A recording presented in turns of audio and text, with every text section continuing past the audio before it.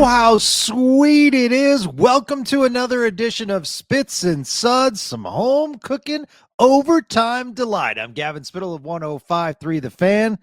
Thomas Harley scores 301 into overtime. The Stars win their fourth straight against Utah at American Airlines.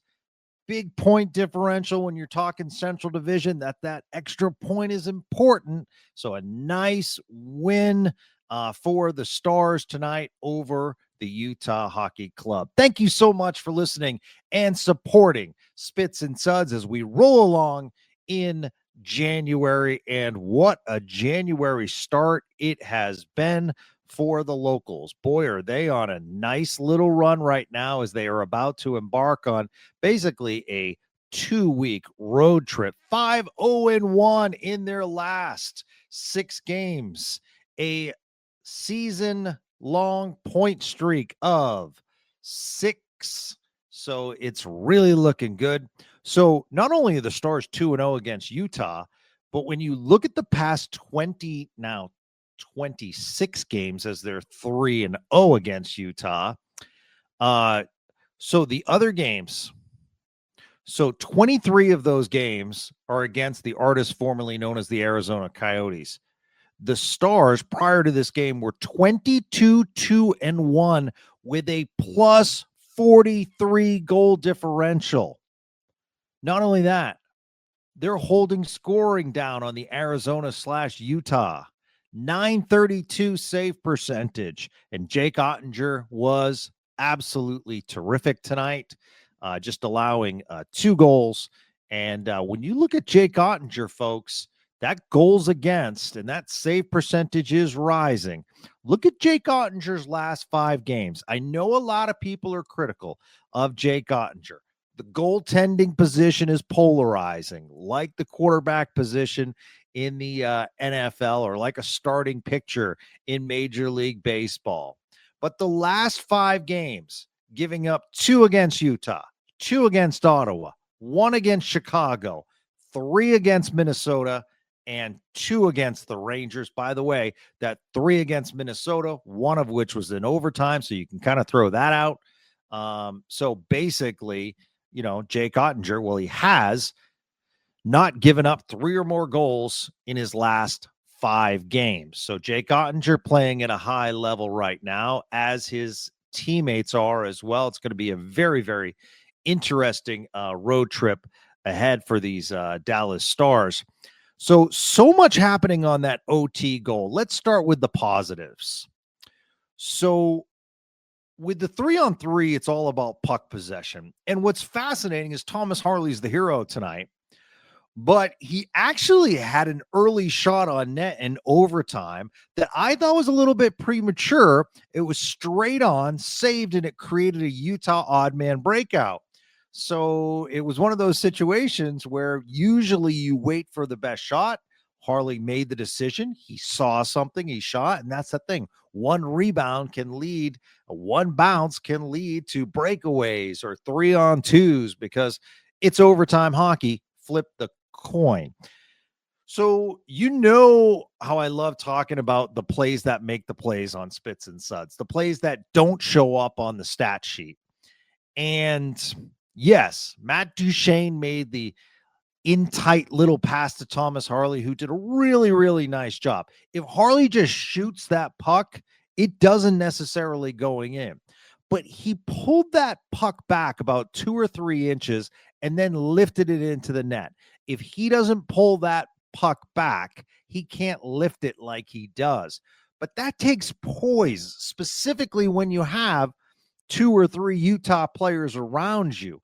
Gets the shot off. He's the hero of the game, and that's pretty awesome. But prior to that, Utah had a chance to gain puck possession. And Matt Duchene, who had the game-winning assists, races over to the boards and seals off Lawson Krause. Now, for perspective, Krause, 6'4", 215 pounds, plays big. Duchene uses all of his body. I encourage you to go back. NHL.com has the overtime winner on there. Go back and watch this play by Matt Duchene. It is impressive. If not, if that part is not on there, then what you want to do is go back to Victory Plus and just fast forward to overtime, because it's worth seeing. Because if Matt Duchene just goes in with the shoulder and checks Krause, that doesn't necessarily free Krause from the puck. It's just a check. But what he does is he basically goes in with the shoulder and then turns his back, and he completely seals off Lawson Krause from the puck. That allows the Stars to gain and keep possession. Secondly, if they bring it right back into the zone, that's offsides by either Harley or Wyatt Johnston. But their patience pays off. They wait just barely until the players clear the zone and then re-enter, and they score the OT goal. So I absolutely love the plays within the play, because there are 2 points of that overtime goal that really were critical that are not going to show up on the stat sheet. Clearing the zone and the patience to clear the zone, the patience of Harley to pull back and lift the puck. Also, the knowledge of Harley to follow Duchene. And why is that? Because a couple games ago, the duo was at it again in overtime, and they've done this in the past. And in the post-game show, Harley pointed out, due to that game in the past, he remembered that and knew that he wanted to follow up Duchene. And that's how he knew to get in there, because if he doesn't lift that puck in the net, Utah easily has an odd man break, probably 2 or 3 on 1 the other way.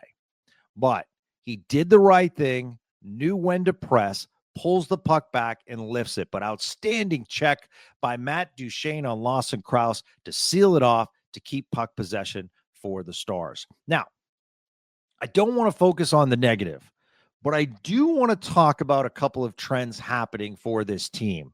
Yes, they're on a season-long point streak. Yes, they're playing probably their best hockey of the year. They're playing with a lot of confidence, and that's great.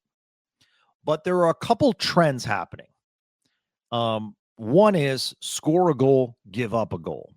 So it happened twice tonight, and it's happened in the last 3 games. So why I'm talking about this, because clearly, yeah, you're going to give up some goals. But when you allow a goal so quickly, you're not allowed to establish your play. When you play with the lead, you play different than when you're tied or you're behind. So when you score a goal at home like the Stars did twice and took the lead twice tonight, the barn's rocking. The legs seem to get some energy, and you have some really good shifts after this. So when a few shifts later, Utah scores, kind of takes the wind out of the sails, both the crowd and for the players, and gives Utah momentum. And you saw Utah fought back twice. And there were times in this game, I don't mind saying it, we're objective here on Spits and Suds, Utah was the better team. They had better chances at times. And Jake Ottinger came up with some key saves. But Utah was spending some quality zone time in the Stars' end. That first period was Stars. But parts of the second and third period, Utah was playing really well. The second thing, as far as trends that they kind of need to stop, missed assignments and turnovers. And I'm going to couple the two, because in the last 2 games, the opponents have scored a total of 4 goals. And that's really good when you look at it from a surface level. You know, that's 2 goals a game. You're going to win a lot of NHL games, and you're going to pick up a lot of points if you just give up 2 goals to the opponents per game. But the flip side is all 4 were scored on lapses. Not necessarily great plays by the opposition. Remember, last game against Ottawa, Harley in his own zone, a backhand pass turnover right onto the stick of Brady Tkachuk. That resulted in a goal. Another goal, Miro behind the net, gets picked from behind. That leads to the second Ottawa goal. Now, tonight, nobody, specifically Maverick Bork, seemed to miss a streaking Matthias Maselli on the backside, which allowed for an easy one-timer to tie the game at 1. I mean, that was a missed assignment. Lundqvist had to move over because space was created on his side. Otherwise, that player would have had a clear shot on Ottinger. So Lundqvist has to move over, and there was no backside help from the forward. And then on the second goal, once again by Maselli, kudos to him. Those are his only points in the last 5 games for Matthias Maselli. He'd actually been scratched or playing on lower lines. Thomas Harley has a chance to clear the puck. He misses the puck. Then goes down, tries to make a save. Maselli sneaks it by both Harley and Ottinger. And once again, Maselli was kind of left uncovered on the backside. Now, players are going to be able to create space, so specifically the good ones. They find the space to be able to get shots on net. They move around. But, you have to do your best to cover those players. So mistakes happen, but I do want to point out those two things seem to be a little bit of a trend. And when you're going on the road and you're playing on opposition barns, you cannot do this when you're on the road. The Stars clearly have been a better home team than road team. That wasn't the case last year. So they do have a chance to up their winning percentage on the road, which isn't as good as home. Now, the power play, even though it's been really bad, the power play is better on the road than it is at home. But I just wanted to point those out, but I didn't want to go negative because the Stars are playing so well. But I think it is important to point out some trends when they happen. So let's take some of your tweets, and you guys have some great feedback tonight, as you always do. William says, what are some key things we need to keep an eye on during the road trip? Well, that's glad you mentioned that. Turnovers. Big. Specifically, turnovers in your defensive end and missed assignments. Big, because those two things are the trend, William. The other thing I want to keep an eye on, and I am a little concerned about this, and I know some people say, oh, he's playing fine. But I just don't see the same Miro Heiskanen we usually see. Am I wrong on that? I just don't see that same breakout burst that usually we'd see with Miro Heiskanen. And I'm seeing him at times get beat on plays. I'm seeing it's very rare that he'd lose the puck. And you see pucks kind of bounce over his stick at times, like you saw the other night against Ottawa, which resulted in a shorthanded opportunity. Nice save by Ottinger. And you also saw him got picked behind, which I just brought up against Ottawa. And, I think he was okay tonight, but don't you expect Miro to be borderline elite level? And don't you think he's kind of taken a step back? Clearly we've talked about on the power play that he shouldn't be PP1. A lot of us think that he should be power play 2, and Harley should be the PP1. The Thackman checks in. I feel like once again, Logan and Maverick both get goals that they are going to take off. Hopefully they will get one soon. So Pete DeBoer clearly made it apparent in the third period. He was playing his big studs. Duchesne, more minutes. Ben, more minutes. Once again, Jamie Ben's on a heater right now. So, played the minute. The younger guys did not get as much playing time in overtime and in that third period. And I actually think, and DeBoer joked about it after the game, that, if he's right about it, he talks about it, but if he's wrong, he would be asked about it.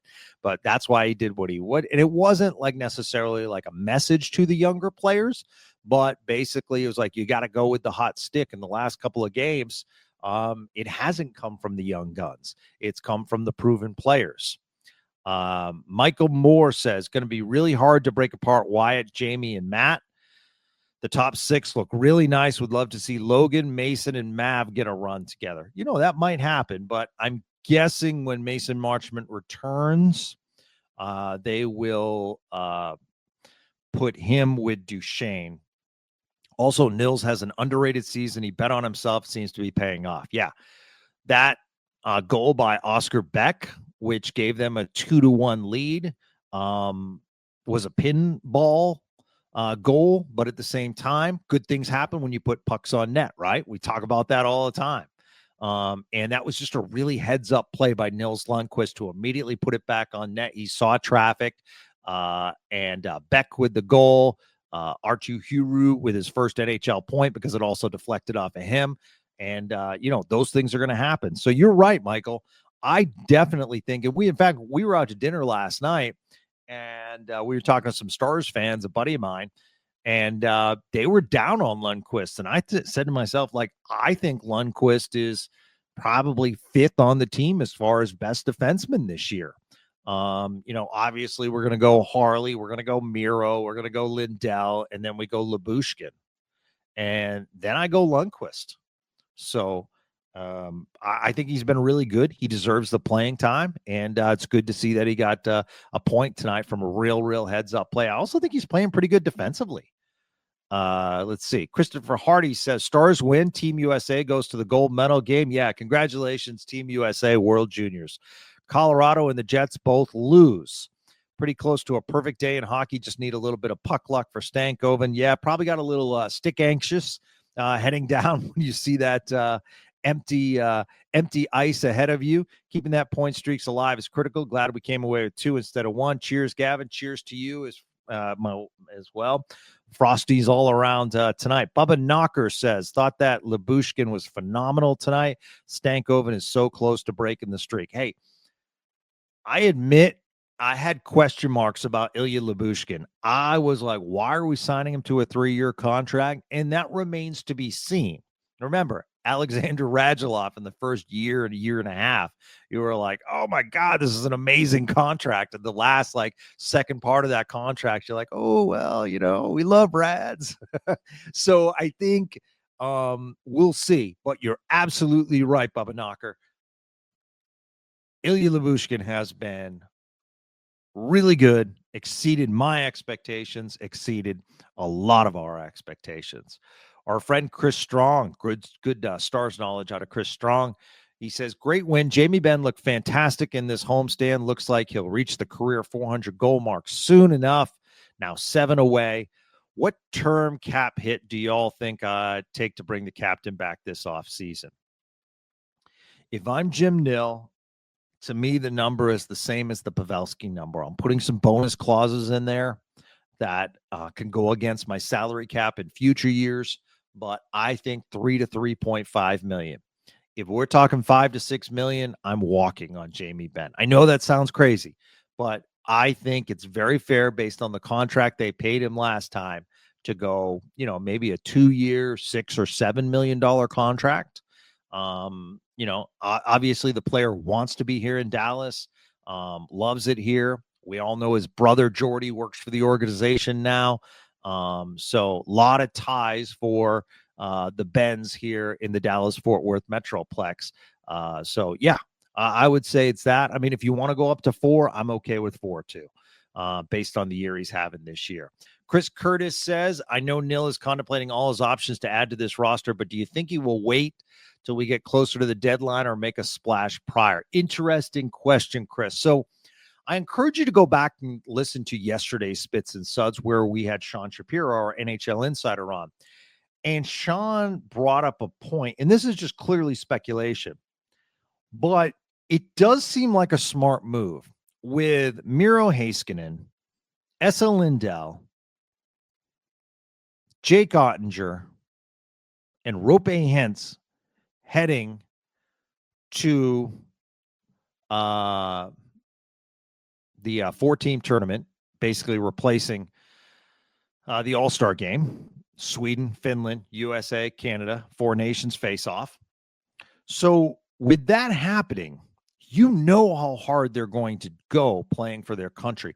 There is so much hype about this, and I'm so excited to watch it. That said, what if an injury happens to Roope Hintz or Miro or Essa? That changes the dynamic in which the direction Jim Nill will go as far as activating his LTIR and trying to replace that player. So Sean brought up this thought. What if Jim Nill is waiting till after the Four Nations face off to pull off a deal just in case?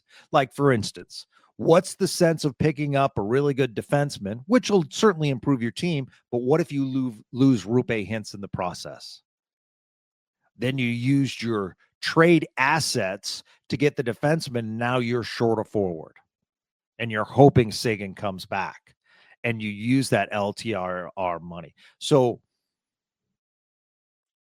I would like him to pull off a trade, obviously, but I think that kind of is some interesting thinking, that patience, and it hopefully I'm knocking on wood as my dog barks. Now he thinks someone was knocking at the door. So, but I knocked on wood just for the simple fact that did not want bad luck to happen.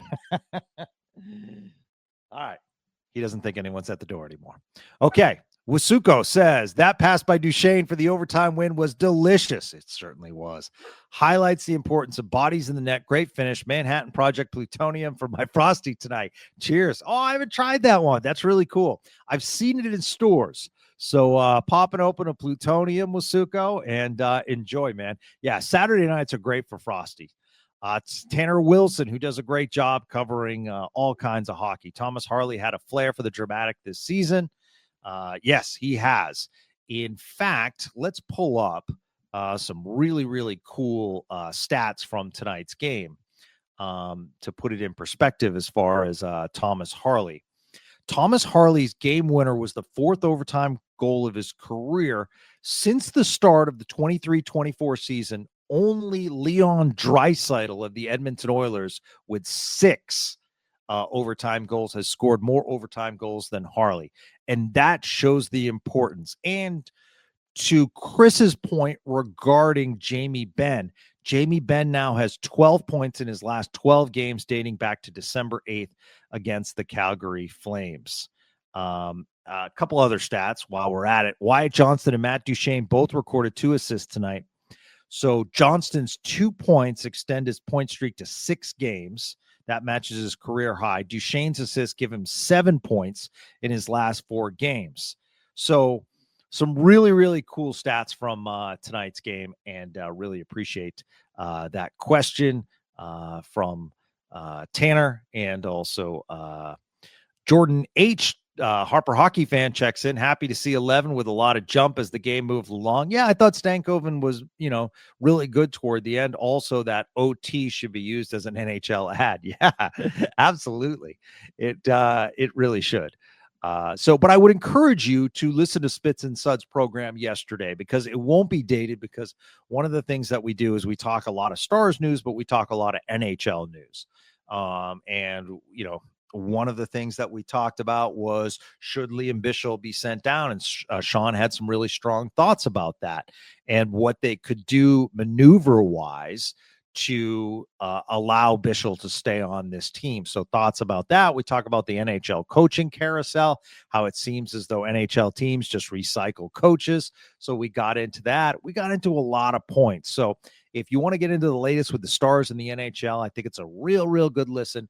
And we broke it up into multiple parts, so it's a short listen for you. So be sure to check that out. But the bottom line is they now head on basically a 2-week East Coast road trip, and they go on a big high with a win tonight against a very, very good Utah team, which, as you can see tonight, clearly is on the cusp. I was talking to our producer, Gregory Finley, before, and we talk about like pairings as far as line mates, like Draisaitl and McDavid when they're together. I mean, you have to talk about Clayton Keller and Logan Cooley as one of the top pairs in the NHL. That line with Schmaltz on there centering, that's one of the better lines in hockey. It's just that no one talks about Utah, but they're still in the mix.